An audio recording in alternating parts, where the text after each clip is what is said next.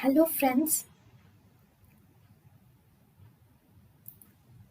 Welcome to Creative Medicine. In this lecture, we will learn about Vitamin K deficiency. In vitamin K is necessary for synthesis and activation of clotting factors 2, 7, 9, and 10. Deficiency of vitamin K is seen in breastfed infants. Vitamin K administration is given. Uh, the vitamin K administration is given in the dosage of 0.5 milligrams in preterm and 1 milligrams in term.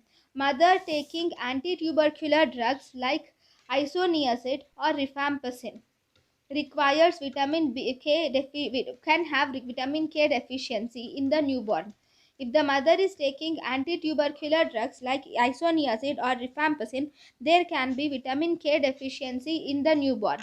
Or if the mother is on anti-epileptic drugs like phenytoin or barbiturates, then there can be vitamin K deficiency. Or if the mother or if the newborns born with malabsorption like biliary atresia can have vitamin K deficiency.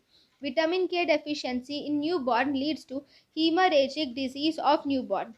Early or classical hemorrhagic disease of newborn. In early or classical hemorrhagic disease of newborn, you will see that the bleeding occurs in the first 2 weeks of life.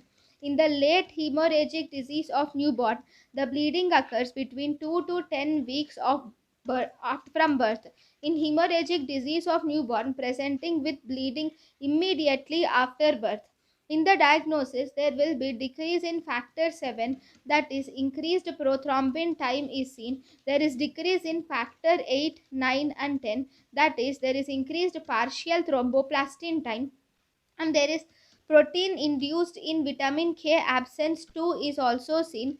Under carboxylated forms of vitamin K deficient dependent clotting factors, these protein induced in vitamin K absence 2 are under carboxylated forms of vitamin K dependent clotting factors. These will appear in the blood. So this is a useful marker in mild and subclinical vitamin K deficiency. So these are more sensitive than prothrombin time and partial thromboplastin time.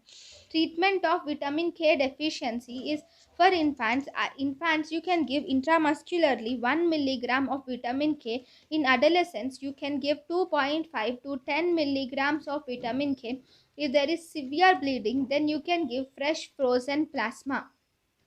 Scurvy. In scurvy, one more important thing is this protein induced vitamin K absence too. There is protein induced vitamin K absence too. These are actually vitamin K is important for carboxylation of the clotting factors. Clotting factors are activated by carboxylation. Those clotting factors which are not carboxylated, that is under carboxylated or not carboxylated clotting factors are called as are included in PIVK2 or protein induced vitamin K absence 2. thank you and thank you for watching.